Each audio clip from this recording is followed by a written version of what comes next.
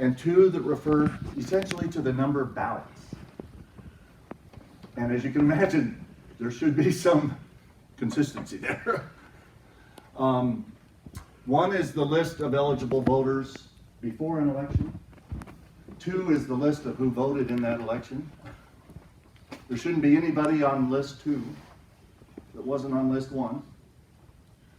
And between those 2 lists, we should be able to verify that no one is either registered or voting more than 1 time each. Okay? That's kind of the first fundamental concept of the bill. Third is the ballot images. There should be 1 ballot image that was used to tabulate the results of the election for everyone on list 2 who voted in the election. Shouldn't be any more ballot images or less than the number of people who voted. And fourth is the cast vote record, which is the mechanism, it's the electronic record in an election management system that shows how the votes from each anonymous ballot were tabulated in each race and allows a person to verify that the accumulated totals in each race match what was reported by the election officials. So that's what these 2 bills fundamentally do. 2 lists of voters, 2 lists of ballots, or the cast vote record that added up those ballots, and then right smack in the middle is the concept in red, the big red block, voter anonymity. Nothing either intended or otherwise in what we're trying to do here that allows anyone to back engineer or whatever through the cast vote record or the ballot images to figure out how any individual voter voted. So voter anonymity is the break between the 2 that has to be respected.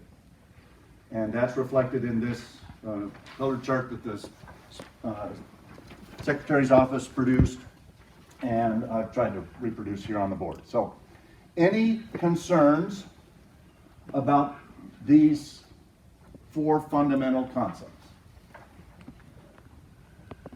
Sir, will you outline for people the way that the precincts with a small amount of voters? We're going to get to that. Okay, yeah. Just kind of right now, wanting to make sure that is there any concern as to the overall concept of there's a list of voters. I mean, let's put some numbers with this. If there was 100,000 people eligible to vote in the election and 80% vote, so we got 80,000 who voted. Shouldn't be any on the 80,000 list that wasn't on the 100,000 eligible. If there's 80,000 people who voted, we should have 80,000 ballot images. No more, no less. And then we've got a spreadsheet, essentially, cast vote record. I think of it kind of as a spreadsheet with rows and columns. And the rows on that spreadsheet correspond with an anonymous ballot. So if you've got the image of ballot 642, you can go to row 642 on the cast vote record and see that on ballot 642 there was a vote for Smith and Jones and Garcia, and in the cast vote record they recorded a vote for Smith and Jones and Garcia. And then you can add up the columns in the cast vote record and say that Garcia got 942 votes or 95,000 votes or whatever it is, and that's the total that the county reported to us. So that's the fundamental concept, and before we go into kind of the details of each one, I just wanted to give people opportunity to say, you have troubles with any of that? It's just the overlying concept. And not seeing any hands shooting up, then we go to these box lists, and the first one then would be... Can I just interrupt, Senator? Yes, Mr. Secretary. Very briefly, and just as a matter of background, the data sets that would be produced by the 3 election management systems that Arizona operates under, ES&S, Dominion, and I think it's Unison. Unison, would be pre-programmed prior to each election in order to be able to produce these particular bits of information. That obviously would be part of the logic and accuracy testing. Okay. There are no limitations at this stage of the game for any of those systems to take on that programming and produce these specific reports. Now, will it take a little bit of resources for the counties to do that reprogramming and to do that testing? Yes, and each of the contractors is capable and ready to help those counties get there. And so while the Avid system contains all of the information for the 13 counties. Avid system being Arizona? Arizona's voter registration system that is administered by the Secretary of State's office. The counties own that voter registration data. They're the ones that input and pull out. Maricopa and Pima, by the way, are independent. They feed and communicate with that system. So that system can take care of this side of things so that we have that number of voters. We can verify that they were eligible before the election and that they voted. That'll give us, as the senator said, the number of ballots. And right now, because I know there's always resource questions here, this is not going to cost a ton of money. Obviously, it'll cost a little bit for implementation, but we have the capacity, we have the technology, and the resources. We are can not rebuild enormous. them. Right, we can make all of this happen. So Sorry, the you have to question of be- can we, the answer is yes. I just wanted to. Yeah, you have to be 60 years old and go back to the $6 million man, but we can rebuild him. Question, Sonny? The Pima and Maricopa should not be on their own separate system. It should be one statewide system that everybody's communicating with. Good, we have a statewide voter registration list. The difference between Pima and Maricopa is some of the very specific individualized voter records are only contained within those two counties. That was an agreement that the county governments made post-HAVA, which is when the requirement for a statewide voter registration list came about. But the federal statute speaks to a voter registration list, not a voter registration system. So that's the scheme that exists at this time and has existed since '04. Tony, is that right? Yeah, since 2004. And, you know, if there are disagreements as to what exists now, that might be the subject of another bill somewhere. That's a fix Yeah, that needs to be done, okay. yeah. But to the extent possible, with all due respect, I want to stay on these bills and these four concepts. And so, did I see another hand? Okay. So the first then being the list, go to the list of eligible voters before an election. And I've tried to put in the boxes called policies and concerns, the policies or issues that are either in the bill now or have been discussed as to maybe being added as amendments to the bill. So the bill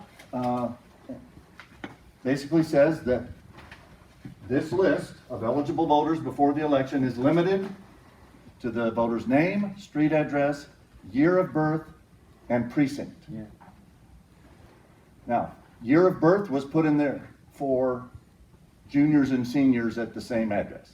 If Kenneth Roy Bennett Sr. and Kenneth Roy Bennett Jr. were listed at two addresses, or Kenneth Bennett's, if you didn't make sure you got the junior or senior suffixes, you might think there's two Kenneth Bennett's at an address. And so the purpose for the year of birth was to make sure we weren't dealing with a junior-senior situation. If we're complete in getting seniors and juniors in the name fields, the year of birth is probably not critical.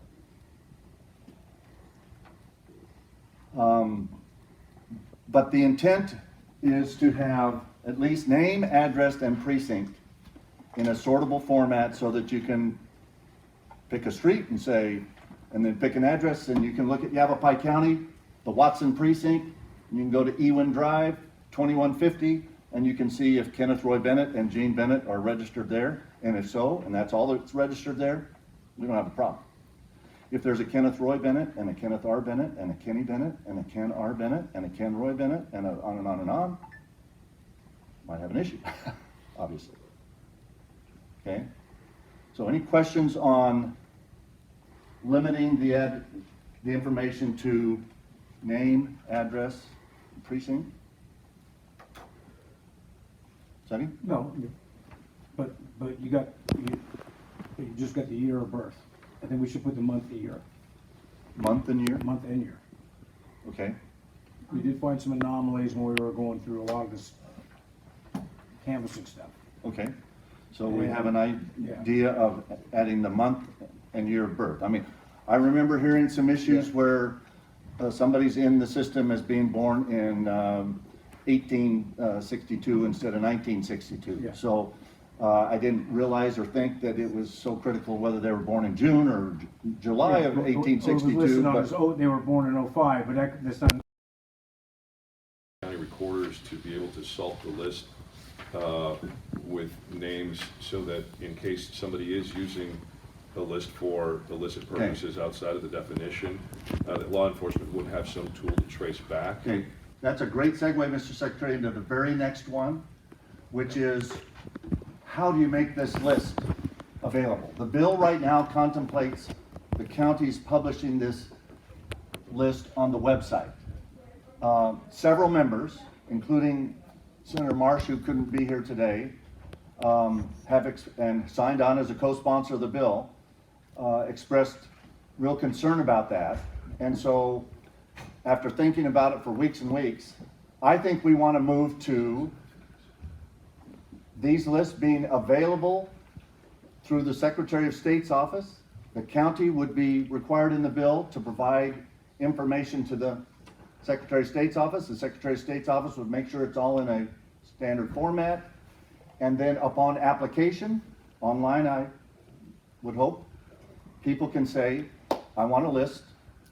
Here's my name and address. I check the attestation box saying that I'm not going to misuse it. And if I do, I'm subject to whatever penalty we decide to put in here. Right now it's a class 1 misdemeanor. I think it should be a class 5 felony like we have in most of our election violations.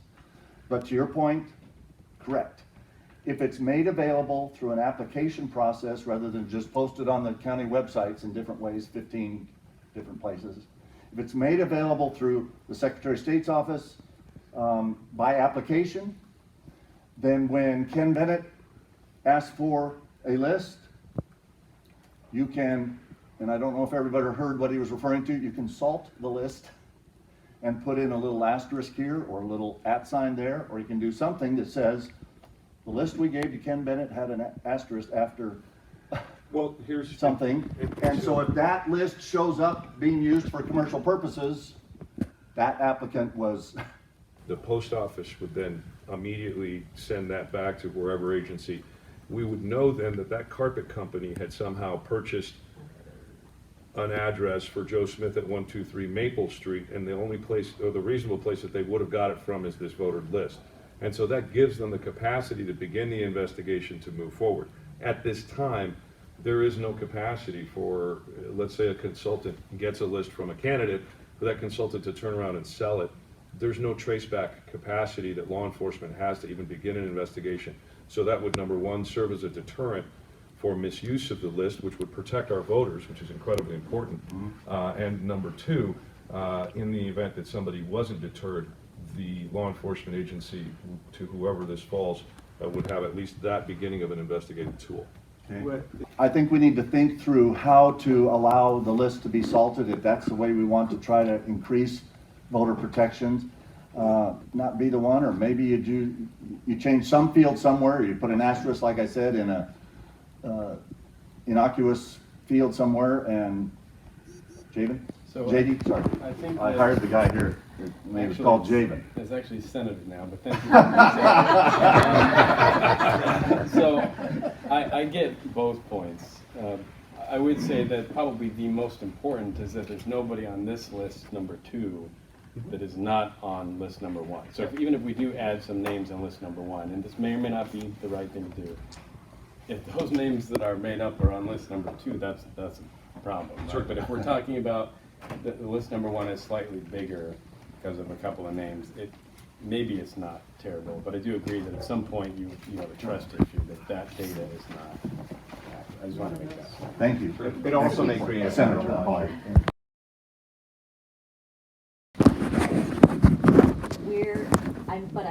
We're here in good faith to try to see what the discussion comes out to be.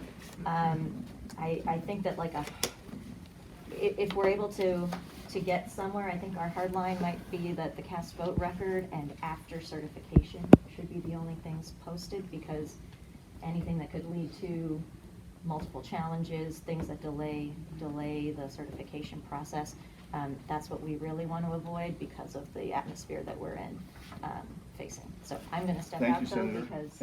And I will say that the intent of this is to provide enough and the kind of type of information so that analyses can be done, but they can be done on actual data. Not a third-party software system that has, business magazine mailer names included in the voter list. Actual data of the number of voters that can then be compared to the actual data from the election as to the number of ballots. And if I'm gonna this, step out real yeah, quick. So based on the images being forwarded to them by the county, and it also uses the word in the image, in the bill already, unaltered. We don't want redacted ballot images. We don't want anything that gives anybody the impression that these images have been doctored. And there's a thing in here that says that the counties are given, they are indemnified from voters who put something on their ballot that, if a voter's gonna write this as Ken Bennett ballot on it, the county's not responsible if, right below that it says, I don't know, F Mr. Mesnard or something, I don't know. Could happen.